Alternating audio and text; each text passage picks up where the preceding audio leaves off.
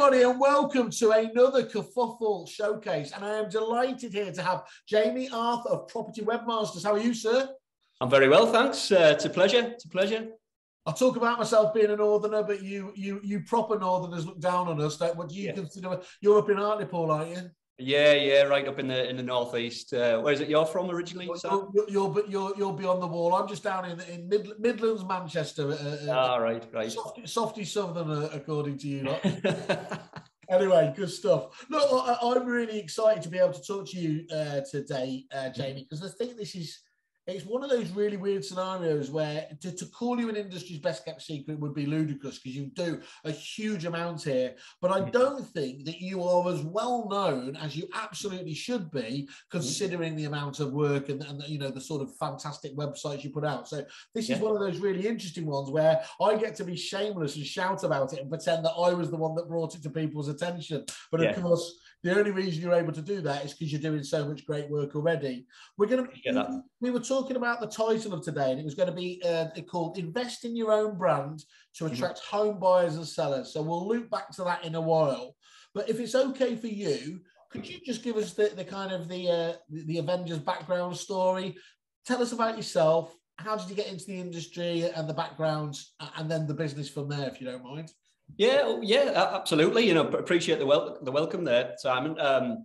So I've been in the industry now for 17 years, and I've been working in website solutions for over 20 years now. So originally starting out as a website designer.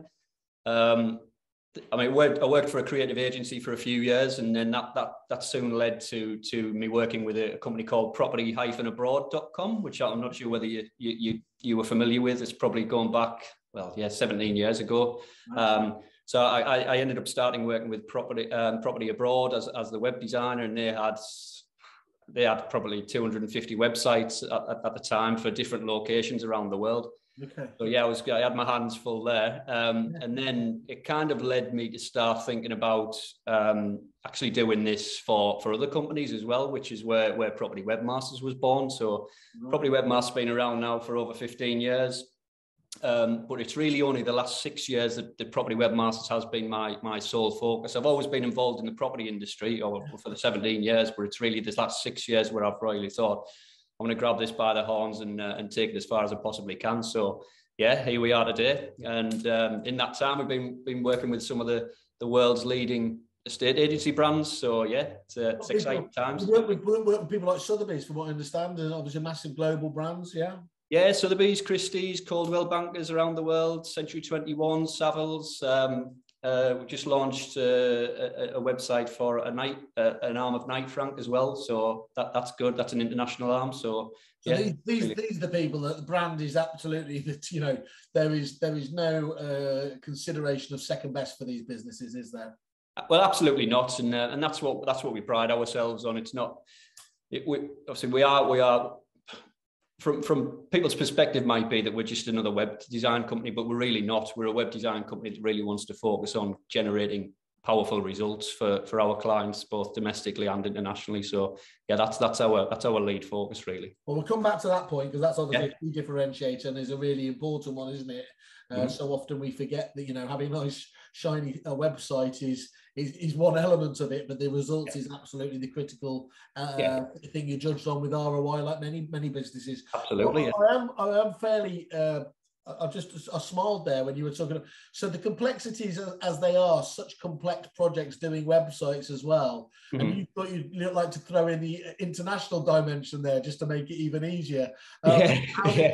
How did you get to that? You know, this is just what I want to always do. Well, obviously it comes with its challenges, but it's really just happened quite organically. So if we go back 15 years ago, we still are. We're generating leads from all around the world. I think our latest client just signed up from Lebanon. So it's really quite.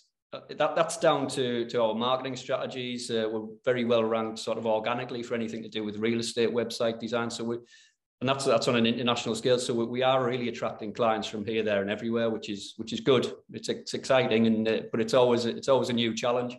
Yeah, but I think one obvious point is, you know, if there's one thing you can notice, it's if there's only one thing more kind of samey in walking past a high street and a load of estate agency offices that on the whole tend to look the same. The same can happen digitally, can't it? Quite easily if you're not careful there. Estate agents and websites. And what I like about it, and I'm sure must be a benefit, is because you've got exposure in so many different marketplaces, you're able to glean best practice from these different markets, aren't you, and keep things mixed up, I suppose. Yeah, absolutely.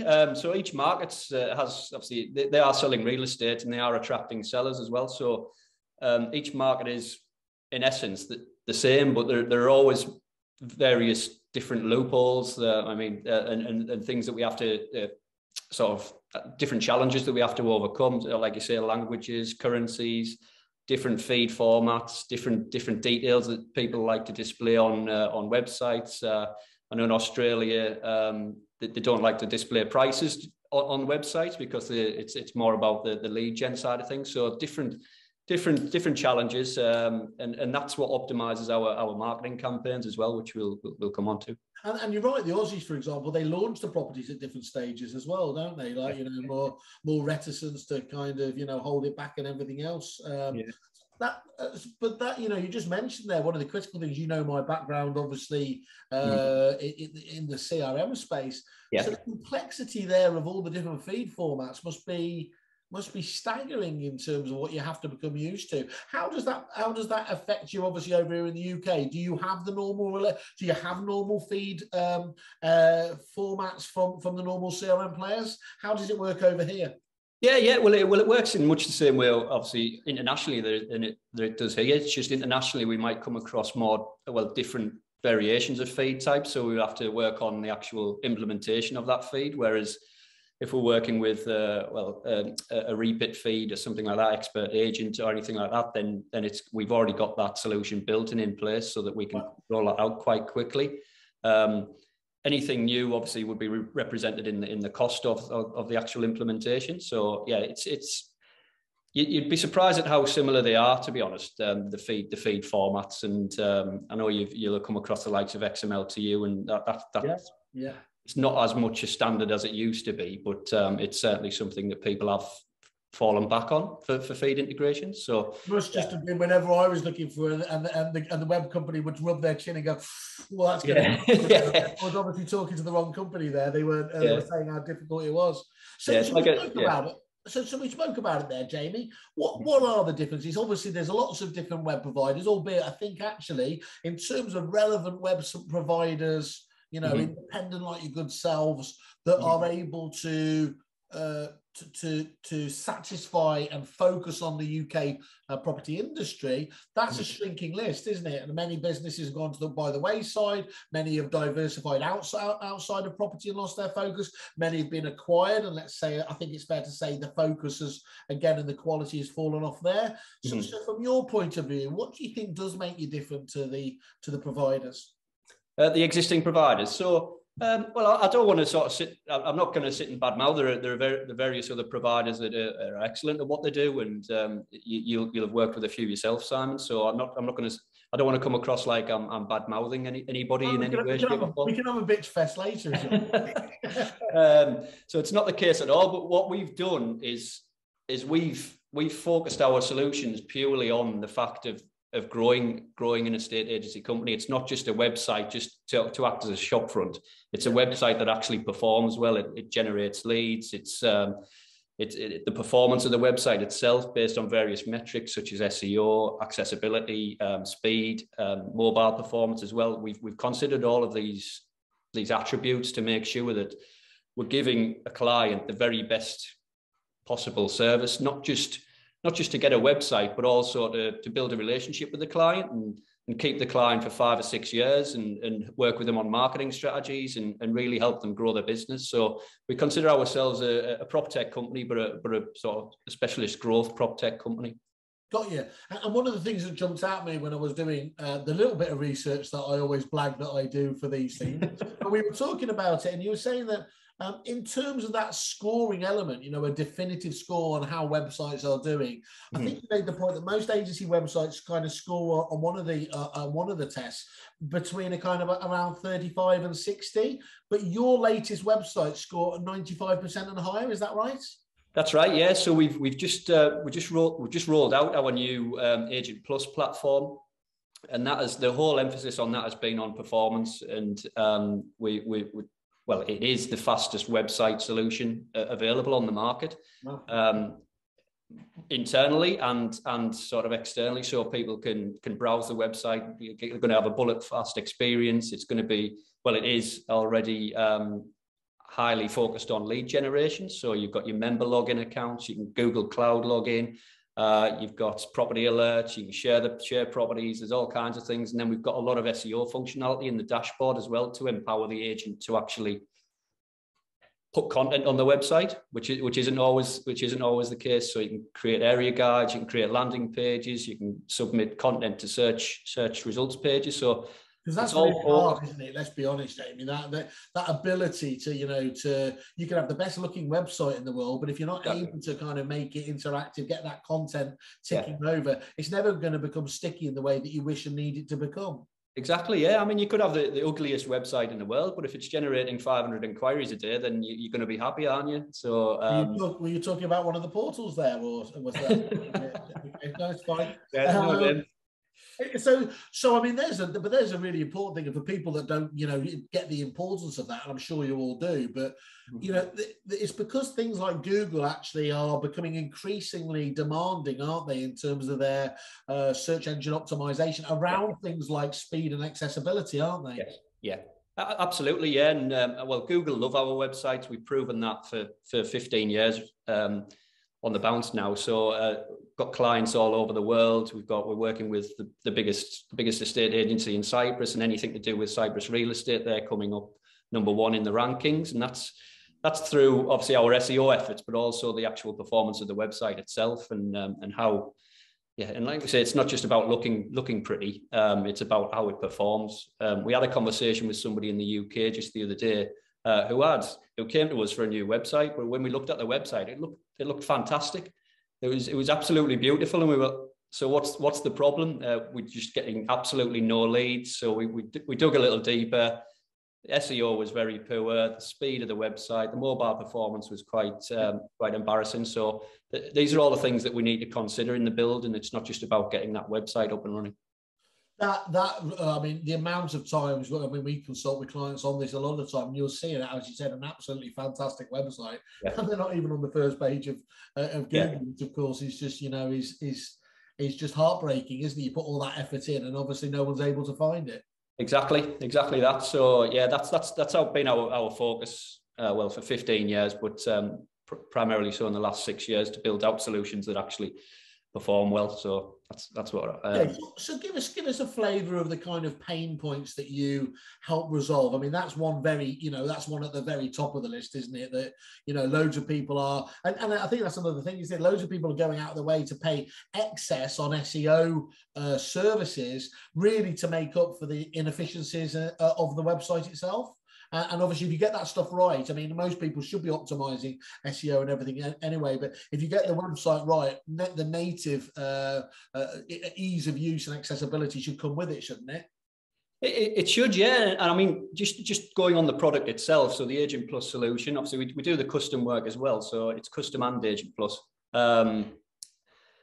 That product itself is designed to perform well, as we've said, but it's also an affordable solution that the clients can just get complete peace of mind with. So it's a monthly payment solution, it's a license, and it's spread over 24 months. So that pain point of having to come up with, I don't know, 10 grand to get a website running, and then you've got to consider monthly support, and then you've got to consider hosting, and then you've got various other challenges in place, and it might not have all the features that we currently have in Agent Plus. So that's a pain point that we cover. But the pain point in the UK really for us is it's probably an unknown pain point for 99% of the estate agents, because they, without sort of trying to be derogatory in any way of the estate agents in the UK, I would say probably 99% of them don't realise how much opportunity there is through having a strong online platform. There's far too much emphasis on the property portals, and what we want to do in the UK is try to educate people as to what else is available. Not to, like I say, not to come away from the portals, but also look at other opportunities. So, I mean, you'll browse hundreds of thousands of websites yourself, Simon, for an estate agency in the UK, and I don't know what percentage of them have you had a good experience on.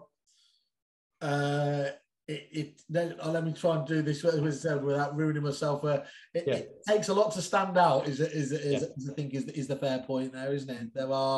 There are some exceptional ones. There are some ones that don't deserve to be loaded, to be honest. Yeah. Well, and exactly that. And we've got clients of all sizes. So we've got a client quite local to us who doesn't invest in any marketing other than portals, but they're actually generating 30 leads a day just through their website, just by having a well-structured website. So give us a flavour. What size agency is that? It's a single branch agency with 2 staff.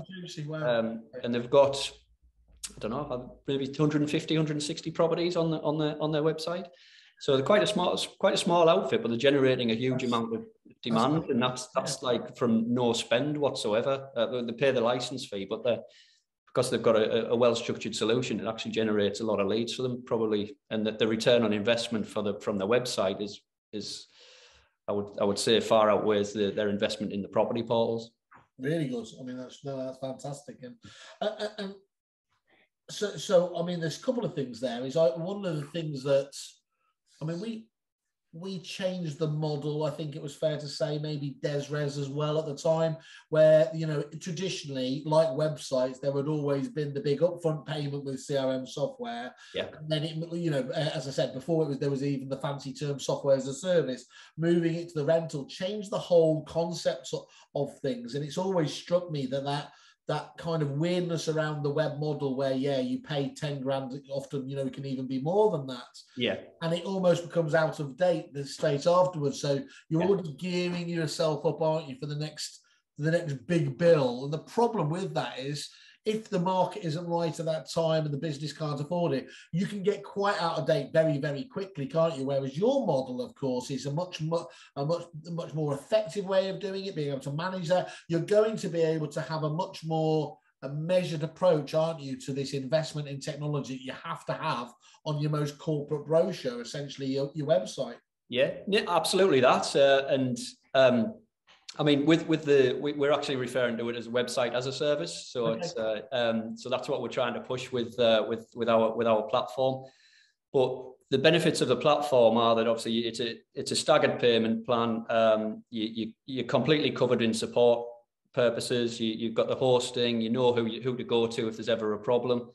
But also we are rolling out new features every 4 weeks at the moment. So you're actually getting more for your money the more time you spend on the system as well. So I'm clear on that. So if you buy into this the website as a service, you get those updates included, or do you still have to pay extra for those? No, I would say it's probably 80%, 80-20. So 80% of the features get rolled out to the system automatically as part of your fee. But there are obviously additional bolt-on services that you can look to build on. So we're working on a new development. Yeah, which is, Jamie's, entirely reasonable, isn't it? If there's something major out there. But I think the key thing is they're almost 100% of those would not be included in the traditional website model, would they? Exactly. And you might be, for one of those features, you might be looking at 500 quid a pop just to introduce one feature into your custom website.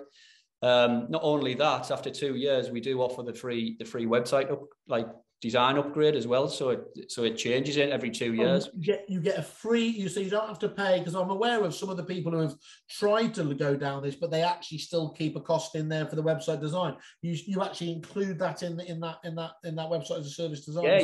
So wow. They could just move over to a new template. So, and obviously we're building out new templates all the time. So we never want to have too many template choices, but but they would be able to move over to a different template choice, which would be more in line with whatever trends that there are going to be in 24 months' time.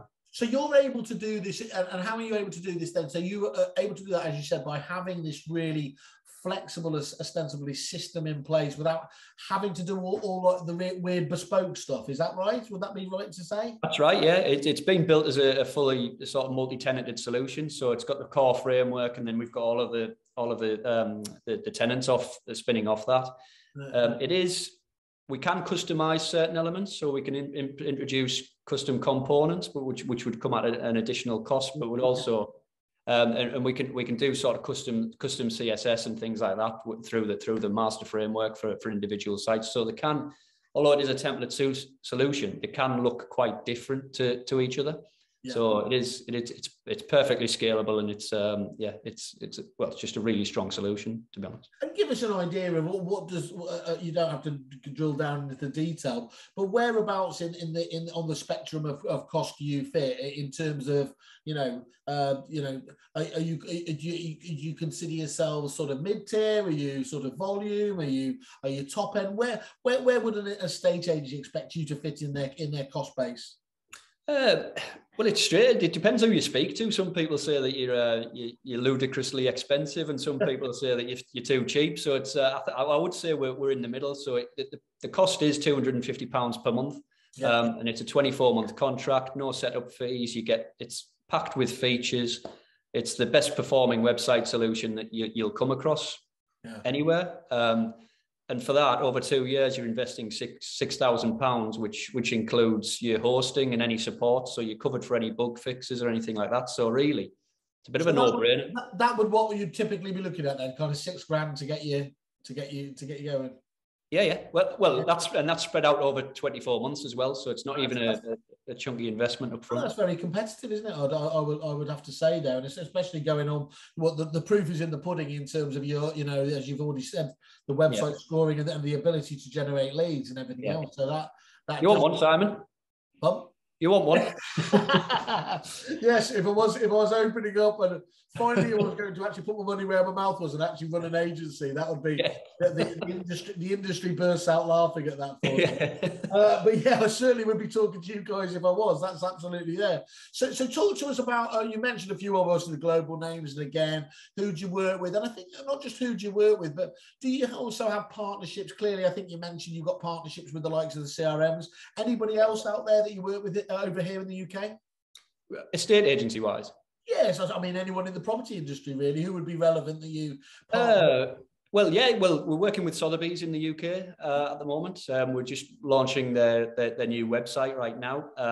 We worked with, because we haven't got as much exposure in the UK as things stand. That's something that we want to change moving forward. We don't have that was what was exciting talking to you. I just thought this is looking at your websites, looking at, as you said, looking at those price points. This is shouting out to be rolled out at volume over here. It is absolutely, but we work with some pretty prestigious brands already in the UK. So I don't know whether you might know Perry Power Bespoke. Perry. We work with Edward Mellor. Mellor Braggins, so Shelton and Lynes. You've got Preston Baker as well. Colin Mellor's just down the road here. Got to be careful. A big City fan, so he'll take me to the cleaners. Oh, Colin, yeah, he's a good guy, Colin. So he is. You know him well.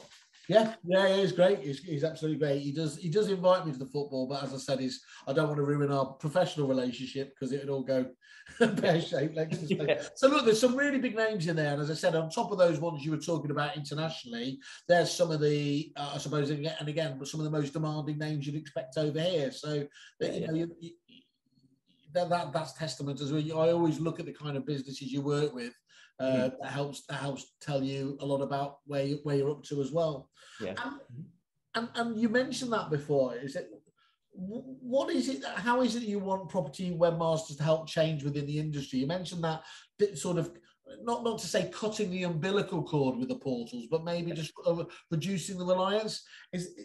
How are you going to do that working with the agents? Is it literally just making them realise the own importance of their own website? Yeah, and that's going to come through. I mean, we've got plans of running sort of seminars and things like that, and podcasts of how to educate and trying to educate estate agents in the UK as to what else can be done. I mean, when we do speak with people, it seems to be quite often we get the response that I advertise on Rightmove, I don't need to consider any other marketing channels, and it's kind of like, well. But then in the same breath, they'll complain about the price of Rightmove, and it's kind of, you put all your eggs into one basket, and now you're complaining about what the cost is for that. So, and let's be really clear, Jamie, as well. you know, the price you're talking out there spread over, even though it is over the 2 years, is the price that many agents will be paying in just a few months for some of the portals. So, I mean, you know, the focus and the weight of getting what's important. You've got to start with your own website first and foremost, or how else do you ever expect to stand out from those other people anyway? Exactly, and I am bound to say this, but everything is underpinned by your own website. So your exposure through portals, your exposure through your social media channels, anything that you're doing sort of regionally in your own area that you're doing. Every single person is going to have some engagement with your website, so that whether they're a buyer or a seller, and you've got to be. Every estate agent's got to be thinking, why would I, if I was looking to sell my property, what would I use my own estate agency? And I think if they're honest, I would say 90% of them would say probably wouldn't, because I don't know, I might have a website that when I go to the property pages, it just links me off to Rightmove, which is a big bug of mine. But and if you're bouncing them away from yourself, isn't it? Exactly, you've put all that effort into actually getting them to your own brand website, that you just direct them to somewhere else, and then people aren't stupid. They shop around, they look at social media, they see your name out there. It's about building that personal brand as well as sort of obviously the company brand. So people have that familiarity with you before they even engage with your services. So yeah, that's there are just so many opportunities out there outside of the portals, but portals should always still be a string to the marketing campaigns that you're doing. And dare I say it, you know, there's as you mentioned, there's a few other great competitors in this field, albeit it seems to be a shrinking field there. I think they all have very different views on a lot of stuff, but the one thing that they all seem united, it'd be interesting to get your view on, is the need of or the preference to not go for the local guy. You know, but that seems to be one of the surest recipes for disaster, is because a local website company that has no knowledge of the industry at all can show them a very different look and feel, that they go down that route, probably being told, oh, you know, things, you know, we'll be able to do all the rest of the stuff easy, but actually the sheer amount of experience that's needed just to do the essential plumbing, to do the searches, the matching, the area guides, and everything else is you'll never get to do all the clever stuff if you fail to do the basic stuff, will you? Right? Yeah, well, exactly. Yeah, I mean, they might get the basics right, but it's how obviously, because we're positioned in the industry day in, day out. We have suggestions on a daily basis. So we've tried this works. So it's a very proactive approach that we have with our clients. So they might come to us with a problem, and then we have a solution for it, but we might just go to them with a completely fresh idea that we've tried out in, I don't know, the Costa del Sol, that we know we can implement in the UK, and it will work. So it's that experience that you're getting as part of the bundle with a company like ours. So it's not just the actual product itself. It's got to grow, and it's got to develop and innovate as well. That's cool. We're doing an ebook at the moment, Jamie, just on sort of on websites. You know, how tips to choose. What would you say? Are there any tips that come to your mind straight away that agents that are thinking about, you know, looking for a new website? What's the questions they should be asking? You got any clues there for them? The questions that they should be asking. I think it comes down to what kind of level of support you're going to get, and what kind of experience that whoever you're speaking to has in this particular industry. I mean, some of our competitors. So it might not be that they might be speaking to one of our competitors. They might be speaking to their local web design agency. So it's going to that company and sort of getting an understanding of exactly what their track record is, looking at their case studies. But if it's I think one of the main things that we're seeing the best success from our websites is the fact that it's got an all-inclusive members area as well, which is really interactive and engaging for visitors of the site. So you can create an account. That's the ability, as I would understand it, to log. You would give your clients a username and password. They can log into the back part of that and get access to some of those resources. Yeah. Yeah, it's access to resources. It's the ability to shortlist properties and things like that. It's nothing. I mean, we're not breaking sort of boundaries here with the things that I'm suggesting, but you've got to be thinking about these things and what automation is in the background as well. So if a client has created a members account, shortlisted a property, then how do they get informed if that property goes off the market? Do they get suggestions as to what other properties they might be interested in? Yeah. So a lot of this automation, which yes, you could argue should be coming from the CRM, but it's also a capability within our website solution as well. So these are the kinds of things that you've got to be considering. It's not just about having a pretty website. It's about having something that's going to actually help you grow your business and generate as much traction as I can. But the CRMs, let's be honest, tend to do that part of it a bit ugly. They're quite functional on that, just in my experience. Whereas the one thing about the websites is they do have the polish, don't they? And actually, if you are ultimately sending out property brochures, details, listings, that probably needs to come from you guys, and that's where the split probably breaks, isn't it? Yeah, and not all CRM. I mean, you'll know yourself probably more than me, Simon. Is quite a lot of estate agents don't even have CRMs. They don't even know what one is. There was a record from one of the portals. I won't say who because I can't say it. That their uploads, they were able to say that 2,500 offices still don't have a CRM system in place. Yeah. And I was my mind, I thought it might be a few hundred or whatever else. And it's like, over 10% of the marketplace is still working on that basis. It's incredible, really. Yeah. It is crazy, and the amount of time lost there between sort of not having a CRM that integrates with your website and integrates with the portals. So you could be finding yourself uploading a property 4 or 5 times to get it on your website, on the CRM, on the portals. That's not Luddite. That's not Luddite. There's another word for that, isn't there? But I think the other thing you just said there actually is you sort of self-deprecated a little bit because you said, we're not doing anything truly groundbreaking. But I think there's a world of difference between, just as you said, being able to have a login section and to really do that, what I would term comprehensively and effectively as a genuine service. And I think when I look around it, you asked me earlier, the majority of agents still don't have that functionality, do they? No. That's very. And that's where the arms race in one key area is going to develop, isn't it? Because if you get them there and you get them used to being sticky and using you for that side of things, then half the battle's been won, hasn't it? It is, yeah. And that relationship's starting to develop. So, and you've got to think about every buyer is more often than not also a seller as well. So it's twofold, and then it just kind of snowballs from there, and then they introduce you to their friends. And I mean, you just got to.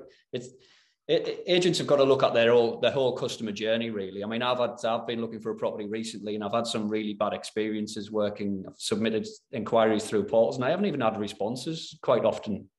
It's crazy that customer journey just hasn't been thought of.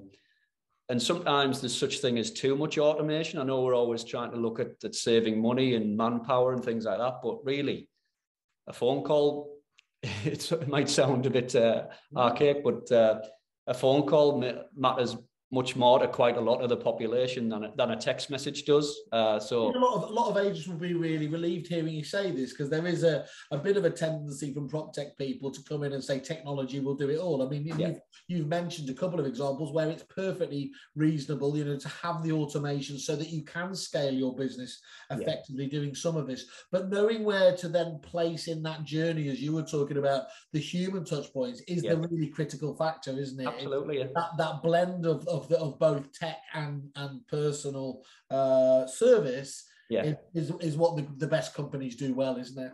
Absolutely, yeah.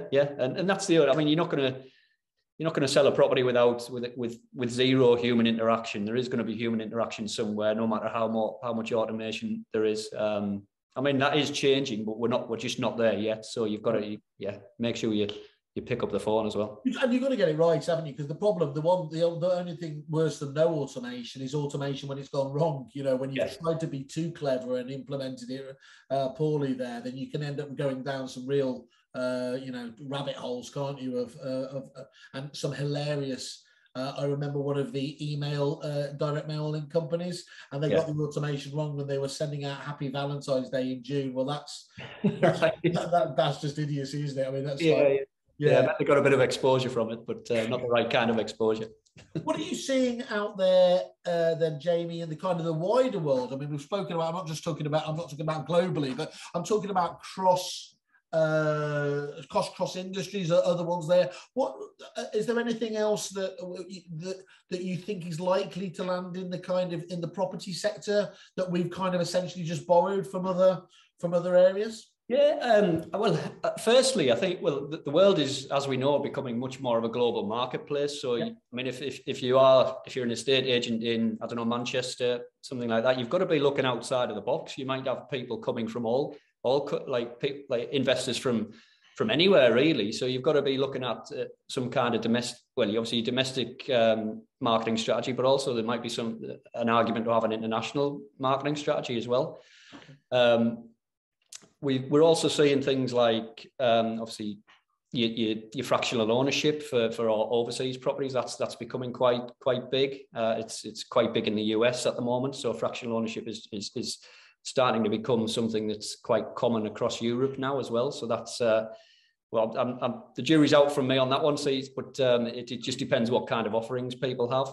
Yeah, but at least you're kind of exposed to it. You don't understand where things are going, so it's not like I'm going to get off here and do a Google and find out what that is.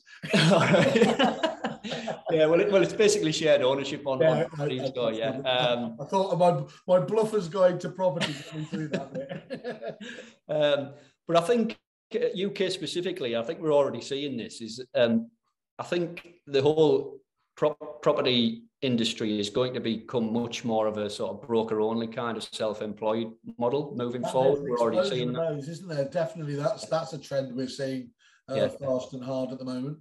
It is, and that's going to be even more. Obviously, over the next 5 years, it's going to be crazy how many estate agencies there are registered at companies' houses as self-employed companies. So can we take it from that, because you're used to that in other markets, you're going to be ahead of the curve on that?